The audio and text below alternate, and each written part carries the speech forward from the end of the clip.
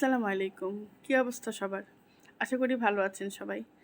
মা এরকম করে বিস্কিট বানিয়ে, এই যে দেখেন আমি লবঙ্গ দিয়েছি। এরকম করে বিস্কিট বানিয়ে মাঝখানে মাঝখানে লবঙ্গ দিয়ে দিতেন। মা বলতেন যে এটা একটা ডিজাইনও হয়ে গেল, প্লাস লবঙ্গের ফ্লেভারটাও একটু বিস্কিটে গেল। এটা কিন্তু আইডিয়াটা খারাপ না। এটা কিন্তু শুধুমাত্র আমার মার আইডিয়া। ঠিক আছে? মা এই বিস্কিটটা খুব সুন্দর বানাতেন। মার কাছ থেকেই শিখা, আমি এর আগেও বলেছি। বানিয়ে ফেললাম ঝটপট একটা বিস্কিট। মানে প্রথম দিন অনেক দিন পরে বানানোর পর আমার ছেলেরাও খুব পছন্দ করেছে, আমার হাজব্যান্ডও খুব পছন্দ করেছে। তা ওই বিস্কিটগুলো আমার একদিনের মধ্যে শেষ হয়ে গিয়েছিল, তাই ভাবলাম যে আর একটু বানিয়ে বক্সে করে রেখে দিই। এর মধ্যে আবার কী হয়েছে, বিস্কিট বানানো অবস্থা আমি আমার হাজব্যান্ডকে ফোন দিলাম না, মানে ছবি পাঠালাম মেসেঞ্জারে যে বিস্কিট বানাচ্ছি, আসবা কি না। ও তো আসার মানুষ না, অনেক ব্যস্ত থাকে সে, অনেক বিজি সে সব সময়।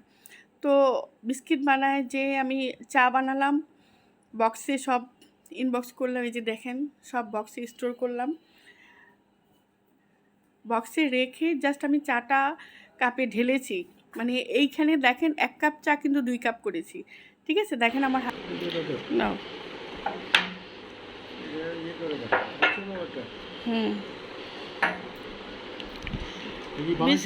বিস্কিট খেয়ে বলবা কেমন হয়েছে। একদম মাত্র বানাইলাম, কিন্তু গরম। হ্যাঁ, খেয়ে রিভিউ দাও।